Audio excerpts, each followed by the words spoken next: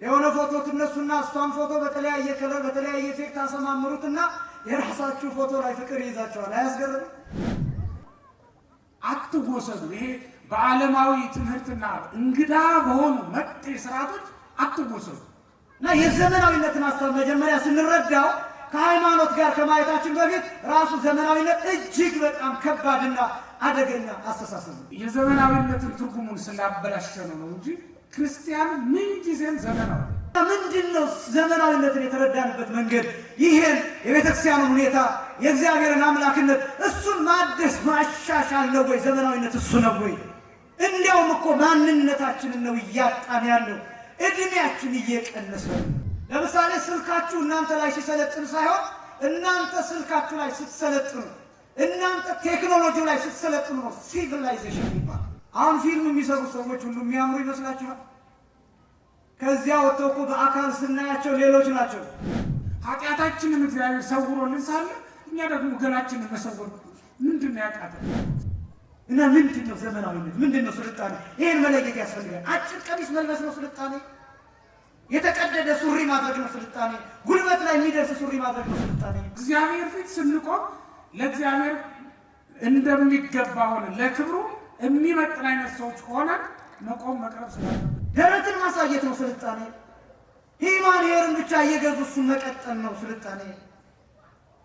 የትኛው ነው ስልጣኔ? ወይስ እዚህ ሆኖ ማረፍ? አይነትን ከሃይማኖትና አሁን ካለ የዘመናዊነት ትርጉም አኳያ እንዴት አጣጥመን መጓዝ እንችላለን? ምክንያቱም ሰለጠንን የሚሉ ሰዎች ቤተክርስቲያንን ከዘመናዊነት የራቀች ናት በሚል የሐሰት ትርክት ከቅዱስ ቤተክርስቲያን ሲሸሹ ይታያል። ታዲያ አንድ ሰው ዘመናዊ ሆኖ ሃይማኖተኛ መሆን ይችላል ወይ?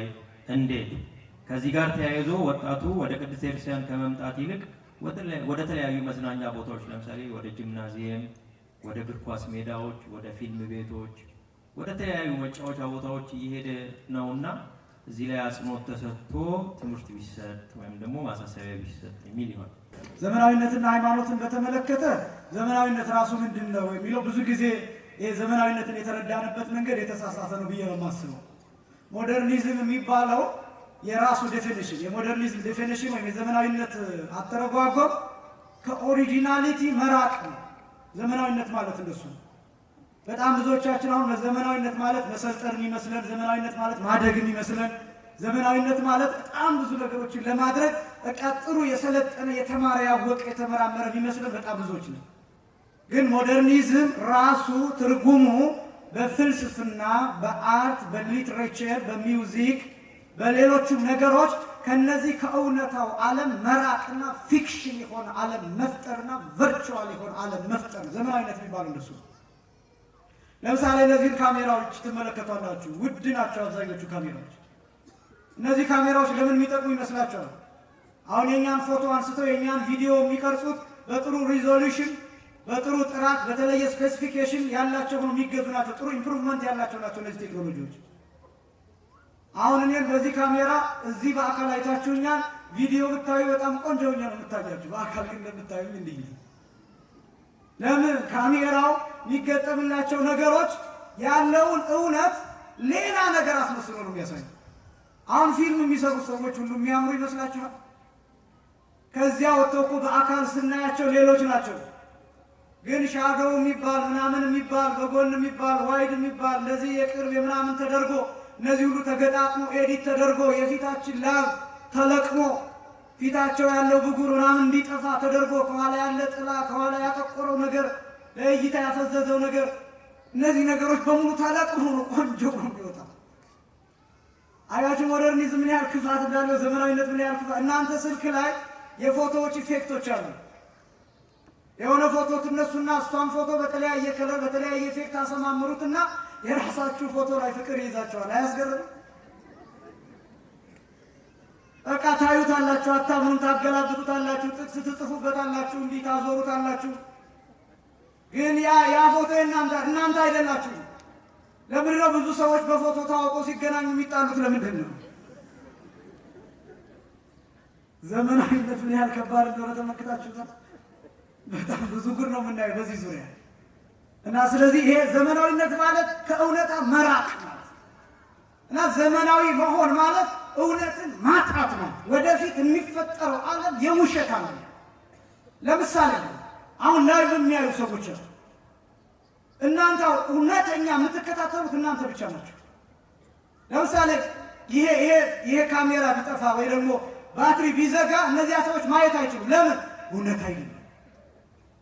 እናንተስ ይሄ ካሜራ ቢጠፋ ታያላችሁ። ይሄ ብቻም አይደለም፣ ይሄን ድምፅ ሩቅ ሆናችሁ የምትሰሙት ራሱ ፊት ከተቀመጡት ሰዎች እውነት የራቃችሁ ናቸው። ለምን? መብራት ቢጠፋ የሚሰሙኝ እነዚህ እንጂ እናንተ አይደላችሁ። አያችሁ ዘመናዊነት። በጣም ብዙ ነገሮች እነዚህ ኦሪጂናል የሚባሉ ቱባ የሚባሉ ዋና የሚባሉ ነገሮች እነሱን መግደልና ማድቀቅ ነው ዘመናዊነት የሚባሉ እንደዚህ ነው። እና የዘመናዊነትን ሀሳብ መጀመሪያ ስንረዳው ከሃይማኖት ጋር ከማየታችን በፊት ራሱ ዘመናዊነት እጅግ በጣም ከባድና አደገኛ አስተሳሰብ ነው። ሃይማኖትስ ምንድን ነው? ብዙ ጊዜ ሩሲያውያን ትምህርት የሚባል ትምህርት አለ። በቴክኖሎጂ ይላሉ፣ ቴክኖሎጂ ዘ ሌተስት ኢዝ ዘ ቤስት ይላሉ ይባላል። ቴክኖሎጂ ላይ በጣም ጥሩ የሚባለው ሌተስቱ ነው ማለት ከትናንትናው ይልቅ ዛሬ የሚወጣው የሚመረተው ምርት በተለየ ስፔሲፊኬሽን ነው የሚመረተው። ስለዚህ አፕዴት የተደረገ ነው በተወሰኑ ነገሮች። ስለዚህ ኢን ቴክኖሎጂ ዘ ሌተስት ኢዝ ዘ ቤስት በት ኢን ክርስቲያኒቲ ዘ ኦልደስት ኢዝ ዘ ቤስት ይባላል። በክርስትና ግን ጥሩ የሚባለው የቀድሞው ነው የጥንቱ ነው። ለምን? እውነት ስለሆነ። አያችሁ ብዙ እውነቶቻችንን አጥተናል። በዘመናዊነት ምክንያት ብዙ እውነቶቻችን ተጨቁነዋል። ብዙ እውነቶቻችን ተቀብረዋል።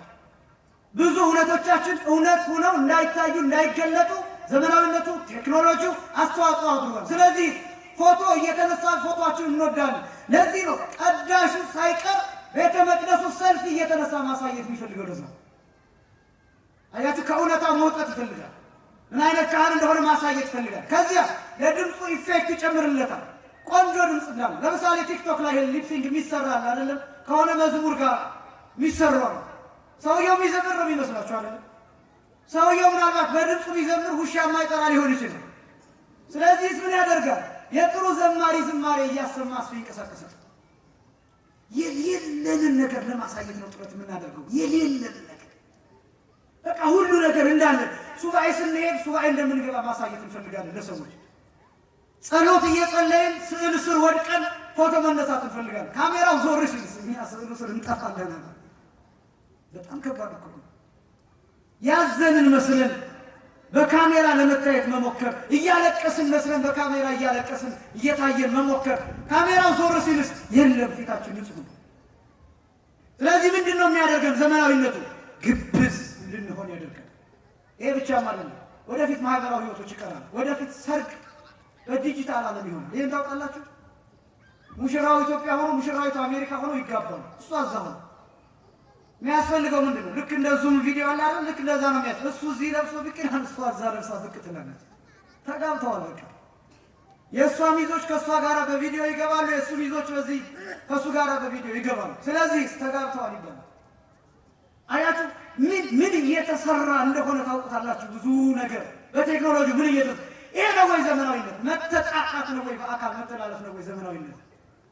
ምንድን ነው እያደረገን ያለ? ምንድን ነው እያመጣ ወደፊት እንዳንቀባበር ያደርጋል። ለምሳሌ አንዱ ወንድሙ እዚህ ቢሞት እሱ አሜሪካ ሆኖ እዛ ሆኖ ይቀብረዋል። በምን? በቪዲዮ ሰውየው ጉድጓድ ሲገባ ሲቀበር እያየ እሱ እዛ ሆኖ ጋቢ ደርቦ ያለቅሳል። አያችሁ ከወንድሙ ጋር ይለየዋል ዘመናዊነት። ስለዚህ ዘመናዊነትን የተረዳንበት መንገድ የተሳሳተ ነው። አንደኛው። ሁለተኛ ስልጣኔ ወይ ደግሞ ሲቪላይዜሽን የሚባለው ደግሞ ከዘመናዊነት በተለየ መንገድ ስልጣኔ ማለት የሰው ልጅ በተፈጥሮ ላይ ሲሰለጥን እንጂ ተፈጥሮ በሰው ልጅ ላይ ሲሰለጥን ማለት አይደለም። በደምብ ስሙ። ለምሳሌ ስልካችሁ እናንተ ላይ ሲሰለጥን ሳይሆን እናንተ ስልካችሁ ላይ ስትሰለጥኑ፣ እናንተ ቴክኖሎጂ ላይ ስትሰለጥኑ ነው ሲቪላይዜሽን የሚባለው ስልጣኔ የሚባለው ማወቅ የሚባለው እውቀት የሚባለው እሱ ነው። ስልካችሁን ካዘዛችሁ ቅድም እንዳልናችሁ ለምትፈልጉት ዓላማ ብቻ ከተጠቀማችሁት እናንተ ስልካችሁ ላይ ሰልጥናችኋል። ስልካችሁ ግን እናንተን ሳትፈልጉት ቪዲዮ እንድታዩ እያደረጋችሁ ከሆነ ስልኩ እናንተ ላይ ሰልጥኗል። ስልኩ የሰለጠነ ነው፣ እናንተ ደግሞ ፋራ ናችሁ ማለት ነው በዘመኑ አነጋገር። አያችሁ ቴክኖሎጂው ሰልጥኗል። ቴክኖሎጂው የሰለጠነ ነው፣ እናንተ ግን ገና ናችሁ ማለት ነው። ሰው መጠጥ ከሰለጠነበት ተፈጥሮ ከሰለጠነበት የሰው ልጅ እኮ አይምሮ በጣም ምጡቅ ረቂቅ ሆኖ የተፈጠረው እና ፍጥረታት ላይ ያለን ስልጣኔ እሱ ነው ስልጣኔ የሚባለው። አባቶቻችን ይህን ይገልጹታል። ዘመናዊነትን ደግሞ የሚባለው በአባቶቻችን ትርጉም በዘመናት የማያረጅ እግዚአብሔርን እያመለኩ መኖር ነው። ሁልጊዜ አዲስ የሆነውን ስራ፣ ሁልጊዜ አዲስ የሆነውን ክርስቶስን፣ ሁልጊዜ አዲስ የሆነውን የክርስቶስን ሥጋና ደም፣ ሁልጊዜ አዲስ የሆነውን የቤተክርስቲያን ስራ፣ ሁልጊዜ ዓለምን አዲስ የሚያደርገውን ክህነት እሱን ነው። ሁልጊዜ በንስሐ አዲስ መሆን የእኛ ቤተክርስቲያን አነጋገር ክርስቶስን ዘመናዊ እግዚአብሔርን ዘመናዊ ብለው ይጠሩታል። ለምን? በዘመን የሰለጠነ ስለሆነ የዘመናት ባለቤት ስለሆነ። ክርስቲያን ማለት እንደሱ ነው። ዘመናውያን መሆን ከፈለጋችሁ ዘመንን እርገጡ፣ ጊዜያችሁን እርገጡ። ምን ማለት ነው? ዘመንን መርገጥ ማለት በንስሐ እርገጡት፣ ኃጢአት ባለመስራት እርገጡት፣ ባለማርጀት እርገጡት፣ በመታደስ እርገጡት፣ በመለወጥ እርገጡት፣ በመመለስ እርገጡት፣ ሥጋውን ደሙን በመቀበል እርገጡት። ከዚያ ከቅዱሳን ጋር መገናኘት፣ ካለፉት ቅዱሳን ጋር ከሚመጡት ቅዱሳን ጋር ማውራት በጥበብ በእውቀት። በነገራችን ላይ የክርስትና አንዱ ኮንሰፕት ታይም ጋፕን ዜሮ ማድረግ ነው። ጊዜ የሚባለው ነገር ዜሮ ማድረግ ነው። ጊዜ የሚባል ነገር የለም። ለምሳሌ አንድ ሰው ዛሬ መጥቶ አንድ ሕፃን 40 ቀን ወይም አንዲት ሴት በ80 ቀን ብትጠመቅ የት እንደምትጠመቅ ታውቃላችሁ? ልክ ከጌታ ጎን የሚፈሰውን ቅዱስ ውሃ ነው የምታገኘው። ከዚያ እሷም በኩር ናት፣ እኔም በኩር ነኝ፣ እናንተም በኩር ናችሁ። እኩል ነው የምንሆነው። መንግሥተ ሰማያት ስንገባ ዛሬ የተጠመቀችው የዛሬ 500 ዓመት የሚጠመቀው ጋር በኩል ሆነን ነው መንግሥተ ሰማያት የምንገባ። አያችሁ፣ ታይም ጋፕ ዲስታንስ ጋፕ የሚባል ነገር በክርስትና የለም። ርቀት የሚባል ነገር የለም። ቀራንዮ ነው ቀጥታ ሄደ ከጌታ ጎን የሚፈሰውን የምታገኘው። ለምን? በጸሎት በቃለ እግዚአብሔር በስመ እግዚአብሔር ውሃውን ከክርስቶስ ጎን የፈለቀውን ቅዱስ ውሃ ማድረግ ስለሚቻል በጣም ብዙ ኃይል አለ እናንተ እጅ ላይ። ክርስትናው ላይ ብዙ ጥበብ አለ። አባቶቻችን እኮ አውሮፕላን ተጠቅሞ ሳይሆን አምሳይ ስቦ ዘበመንፈስ በሚባል ረቂቅ በሆነ ሁሰት ወይም እንቅስቃሴ በሰከንዶች ውስጥ ከዚህ ተነስተው አሜሪካ ደርሰው መመለስ ይችላል። እዚሁ ነው ቅድም የኔታ እንደገለጡት እንደነ ኤልሳ የት ሀገር የሚደረገው ማየት እኮ ይችላል። እና ዘመናዊነት ይሄ እኮ ነው። ስልጣኔ እኮ የሚባለው ይሄ እኮ ነው። አባቶቻችን በደመና ይጓዛሉ፣ በባህር ላይ ይራመዳሉ፣ ተራራውን ያፈልሳሉ። ስልጣኔ እኮ ማለት እኮ ይሄ እኮ ነው። ድንጋዩን ዳቦ ማድረግ ይችላሉ። ስልጣኔ ማድረግ የለም። ቅድም የገለጥነው በኃይል መክፈል ስልጣኔ ማለት እኮ ይሄ ነው። የሰዎችን ችግር መፈወስ፣ አጋንንትን ማባረር፣ ሰዎችን ማዳን፣ ርኩሳን መናፍስትን ማሰር፣ ይሄ እኮ ነው ዘመናዊነት የሚባለው። ስልጣኔ እኮ የሚባለው ይሄ እኮ ነው። ህብስትን ቅድም እንደገለጡት የኔታ ወደ ስጋነት ወደ ደምነት መቀየር ስልጣኔ እኮ ማለት ይሄ ነው። መንፈሳዊ ስልጣኔ የሚባለው እኮ ይሄ ነው። በአንድ ቃል መስራት ጌታ ይሄ ደሜ ነው ይሄ ስጋዬ ነው ብሎ በተናገረበት ቃል ለዘላለም ይችን ቃል መጠቀም ይሄ እኮ ነው ስልጣኔ የሚባለው። የቢግ ባንክ ቲዮሪ የሚያወራል አንድ ሳይንቲስት ብትጠይቀው 1 × 10 raised to -40 ወይም -14 ዲያሜትር ያለው ዶት ፈንድቶ ነው ያለም የተፈጠረው ይላል። በጣም አስደናቂ 1 × 10 raised to -40 ዲያሜትር ያለው ዶት ነጥብ የሚያክል እሱ ፈንድቶ ነው ያለም ይሄ ዩኒቨርስ የተፈጠረው ይላል። እኛ ደግሞ ምን እንላለን? ቃል ተነግሮ ይሄ ዓለም ተፈጥሮ እግዚአብሔር ይሁን ብሎ ተናገረ፣ ይሄ ሁሉ ዓለም ተፈጠረ። ከዚያ እንደገና መጣ ክርስቶስ ስጋ ለብሶ። ከዚያ ይሄ ስጋዬ ይሄ ደሜ ነው። አንድ ጊዜ በተናገረው ቃል ስጋና ደም እየሰጠን እንኖራለን። በአንድ ቃል ብዙ ተባዙ ምድርንም ሙሏት ብሎ በተናገረው ቃል ይሄ ሁሉ ሰው አለ። ወደፊትም ትውልድ ይቀጥላል፣ አይቋረጥም። ልክ ክርስቶስ ደግሞ መስቀል ላይ አንድ ጊዜ በተናገረው ቃል ዓለም እየዳነ ይኖራል። ይሄ እኮ ነው ስልጣኔ መረዳት። ይሄ እኮ ነው ደግሞ በጣም ብዙ ፍልስፍና እንይ ከተባለ እንደ ቅኔ ያለ ፍልስፍና የት አለ? እንደ ዜማ እንደ ድጓ ዜማ ያለ ፍልስፍና የት አለ? እንደ አቋቋም ያለ ስርዓት የት አለ? በየትስ አለ? 1 ሚሊዮን ሰው ተሰብስበው ቢጮኸው ጸናጽሉ የማይዛባ የከበሮ ምት የማይፋለስ በጣም እኮ አስደናቂ ነው። ከዚህ በላይ ዘመናዊነት ምን አለ? ከዚህ በላይ ጥበብ ምን አለ? ስለዚህ ዘመናዊነትን አስቦ የተረዳንበት መንገድ የእነሱን ብጣሽ መልበስ፣ የእነሱ መጫወቻ መሆን። በነገራችን ላይ ዘመናዊነቱ እነሱ አሁን ምን ያህል እየጎዳቸው እንደሆነ ይታወቃል። አሁን በጣም ብዙ ዘራቸው እየጠፋ ያሉ ሀገራት አሉ። ታውቃላችሁ? የኔታ አይተውታል። አውሮፓ ውስጥ በጣም የእነሱ ዘር እየጠፋ በስደተኛው እየተተካ ስለሆነ አሁን ምን እያደረጉ እንደሆነ ታውቃላችሁ? የዘር ባንክ የሚባል አለ። ጸያፍ ሊመስል ይችላል። የዘር ባንክ ማለት የወንዶች የዘር ፍሬ የሚከማችበት ማለት ነው። ግልጽ መሆን ስላለበት ይሄ የወንዶች የዘር ፍሬ የሚከማችበት፣ ወንዱ ዘር ሲሰጥ ማንነቱ እንዳይታወቅ፣ ፕሮፋይሉ እንዳይቀመጥ፣ ስሙ እንዳይመዘገብ ያደርጋል።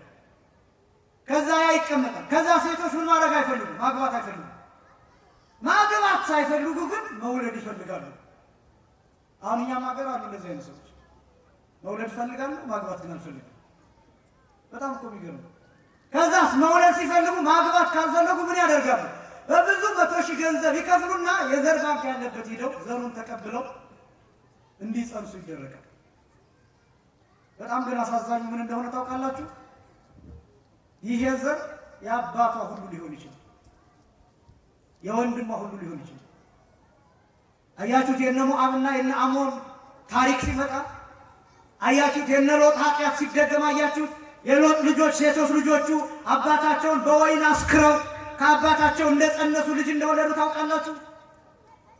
አሁን ዓለም በስልጣኔ አስክሮን በዘመናዊነት አስክሮን ከወንድምም ይወለድ ከአባትም ይወለድ። እንደገና ደግሞ ይሄ ብቻም አይደለም። አሁን ወንዶች እንዲወልዱ እየተሰራ ነው፣ እንዲጸንሱ እንዲወልዱ 9 ወር 9 ከ5 ቀን እንዲያረግዙ። ይሄ ነው ወይ ዘመናዊነት?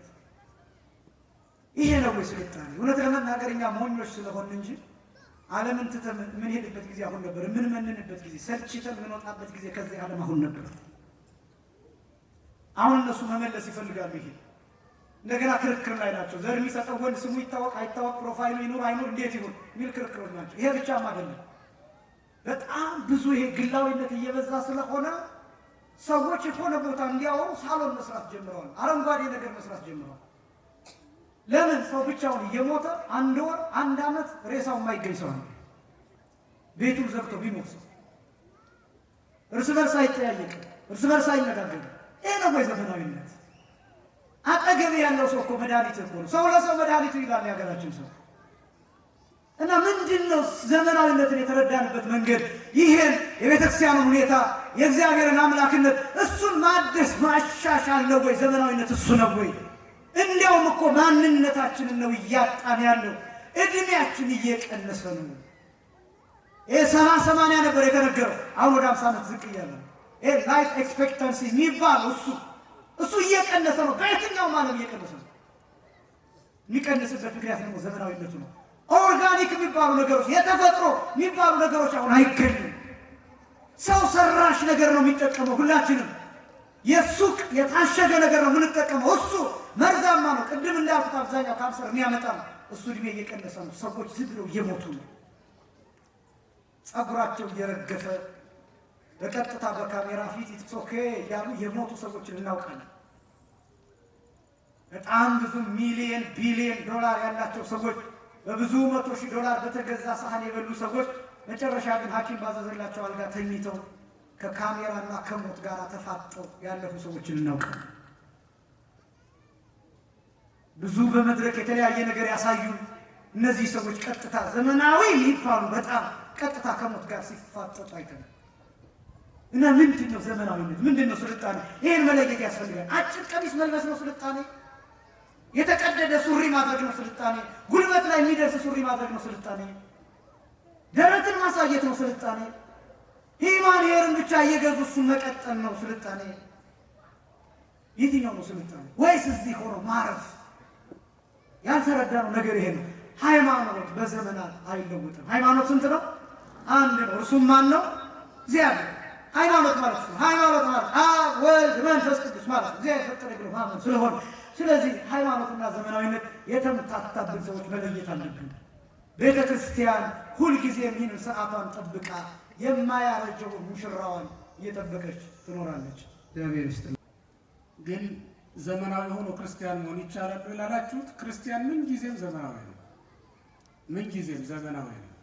ያ ማለት በእያንዳንዱ ዘመን እግዚአብሔር ሊያደርገው ያሰባትን ነገር የእግዚአብሔርን ፈቃድ የሚፈጽም ማለት ነው።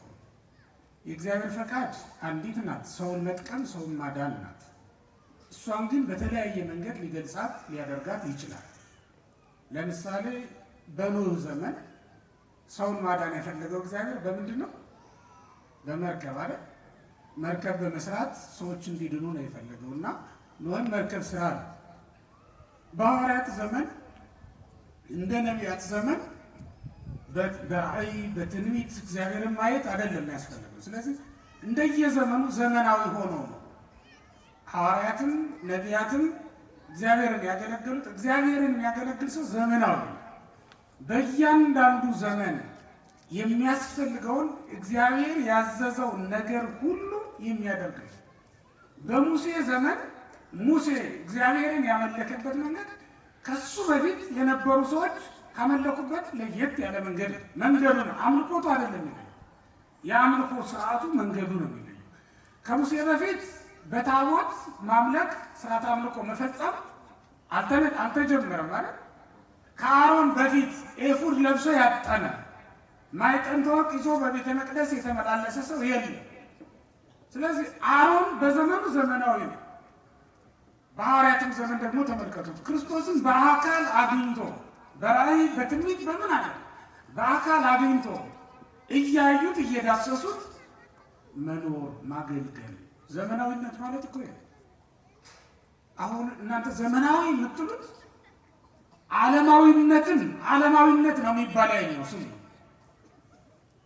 እንጂ ዘመናዊነት ከተባለማ ዘመናዊነት በየዘመናቱ ለአምልኮተ እግዚአብሔር በሚስማማ መልኩ እግዚአብሔር ማገልገል ስርዓተ አምልኮን መፈጸም ነው።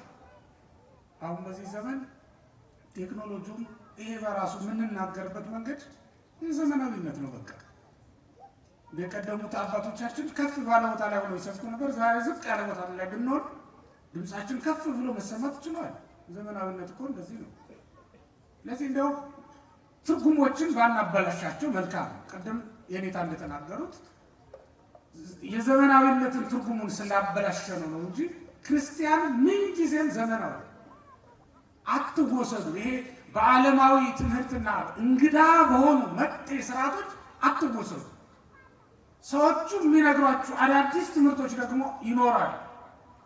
ምናልባትም በክርስትና ውስጥ የምትለብሱትን አለባበስ ለዘመናዊነት አይስማማም፣ ለዚህ ዘመን ትውልድ አይመጥንም ብሏችሁ ራቁታችሁን እንድትመጡ ያበረታቷችሁ ሊኖሩ ይችላል። እግዚአብሔር ፊት ስንቆም ለእግዚአብሔር እንደሚገባ ሆነ ለክብሩ የሚመጥን አይነት ሰዎች ሆነን መቆም መቅረብ ስላለብን መላእክት በእግዚአብሔር ፊት ሲቆሙ አክሊል ደፍተው ካባ ለብሰው ነው የታዩት። ዮሐንስ በራእይ ያያቸው እንደዚያ ነው። እኛም በስርዓት ለብሰን የምንመጣው ገላችንን የሚሸፍን ልብስ ለብሰን የምንመጣው እኮ ለዚህ ነው። እግዚአብሔር ለነፍሳችን ጸጋውን ያለብሳት ዘንድ እኛ ደግሞ ስጋችንን በምድራዊ ልብስ ሸፍነን እንመጣለን። ዘመናዊነት እኮ እንደዚያ ነው ወገኖች። በዓለማዊነት መንፈስ ተይዛችሁ ዘመናዊነት ነው ብትሉ እሱ ዘመናዊነት አይደለም። ይሄ ከዘመን ጋራ መሸዋወድ ነው። ዘመናዊነት እና ክርስትና የሚጋጩ ቅድም እሳቸው ያሉትን ነው ማጸናው፣ የሚጋጩ የሚጣሉ ነገሮች አይደሉም። ትምህርታችን ራሱ እኮ እንደየዘመኑ ተለያይቷል። ትምህርታችን ተለያይቷል ስላችሁ በነቢያት ዘመን ይወርዳል ይወለዳል ነበር የሚባለው። በሐዋርያት ዘመን ግን ወረደ ተወለደ ነው የሚባለው። ልብ በሉ። በነቢያት ዘመን ይመጣል እናየዋለን ነበር ባሉ፣ በሐዋርያት ዘመን ግን አየነው ዳሰስን ነው ትምህርታችን። ይሄ በነቢያት ዘመን የክርስቶስ ምሳሌ የሆነውን በግ ነበር ሰውተን የምንበላው። በሐዋርያት ዘመን ግን ራሱን አማናዊውን በግ ኢየሱስ ክርስቶስን በላ። በክርስቶስ ዘመን የነበሩ ሁለት ሰዎች ሐዋርያትና አይሁድ፣ ሁለቱ አንድ ዘመን የነበሩ ግን በአንድ ዘመን እየኖሩ ዘመናዊነት ያልገባቸው ነበር፣ የተለያየባቸው ነበር። ሐዋርያት እውነተኛውን ፋሲካ ክርስቶስ ታርዶላቸው ይመገባሉ። እነዚያ የብሉይ ኪዳን ሰዎች ወይም ደግሞ አይሁድ ደግሞ የአይሁድን ፋሲካ የሙሴን ፋሲካ ለማክበር ይሰናዳሉ። የተሸዋወዱት እዚህ ላይ ነው። አሁን በዓለማዊነት ተወስደን መንፈሳዊ ነገር እያመለጠን ስለሆነ ወይም ደግሞ ዘመናዊነት ራሱ ሳይገባን እየተቸገርን ስለሆነ በእውነት እንደየዘመኑ መጽደቅ የሚቻልበትን ጥበብ እግዚአብሔር አሰናድቶ ስለሰጠን መጽደቅ እንችላለን። እንደው እምብርታችንን አጋልጠን መሄድ አይደለም ዘመናዊነትና እሱም በደንብ ቅድም ሲናገሩት የነበረው በተለያዩ ነገሮች ፋሽን በሚል ሰበብ ፋሽን ማሳደድ ማለት በዚህ ዘመን እውነት ለመናገር ብዙዎቻችን ለኩነኔ ለፍርድ ራሳችንን እያመቻቸን ለዝሙት ራሳችንን እያጋለጥን ያለን ራሳችን ገላችንን እንኳን ሸፍንን ብንሄድ ምን ኖራለን? በእውነት ኃጢአታችንን እግዚአብሔር ሰውሮልን ሳለ እኛ ደግሞ ገላችንን መሰወር ምንድን ነው ያቃተን? በእውነት ስለዚህ ነውራችንን ደብቀን ሰውረን መኖር እንድንችል እግዚአብሔር ይርዳል። ከዛ ውጭ የተጠየቀው የቅዱሳንን ስም አቆላምጦ መጥራት እሱም ዘመናዊነት ያመጣው ችግር ነው። ቅድም እንደነገርኳችሁ መግቢያ ላይ ዘመናዊነት ተክልዬ የሚሉ ሰዎች አሉ። አንዳንድ ጊዜ በመዝሙርም አለ መሰለህ፣ በአማርኛ መዝሙር እንደዚያ ሲረዝምባቸው የሚያሳፍሩ ሰዎች። በቅኔ ቤት ከፊለስ የሚባል አለ። ከፊለስ የሚባል ያላቸዋል። ጭርቆስ የሚለውን ጭርቂ የሚል ከፊለስም መጠቀም አልፎ አልፎ የተለመደ ነው። በቅኔ ቤት እንደዚህ አይነት አሉ፣ ግን ብዙም የጎላ ነው። በመጽሐፍ አይገኝም። ስለማይገኝ እኛም በትምህርታችንና በሌላውም በዜማችን በምናችን አናስገባውም ማለት ነው። እንዲሁ ዝም ብሎ በባለቅኔዎች ግን እንዲህ አይነት ከፊለ ስሞችን ሲጠቀሙ ይታያል። የሆነ ሆኖ ግን የቅዱሳንን ስም በሚገባ አክብሮ መጥራት ይገባል። ምክንያቱም የእግዚአብሔር ባለሟሎች ናቸውና በከነሙሉ ክብራቸው በሚገባ አክብሮ መጥራት ሊለምድብን ይገባል ለማለት ነው። ልክ የእግዚአብሔርን ስም በከንቱ አትጥራ እንደተባለ ሁሉ ቅዱሳንም የእግዚአብሔር ቤተ መቅደሶች ስለሆኑ በሚገባ አክብረን እንደ ክብራቸው መጠን መጥራት ቢለምድብን መልካም ነው ለማለት ነው። እግዚአብሔር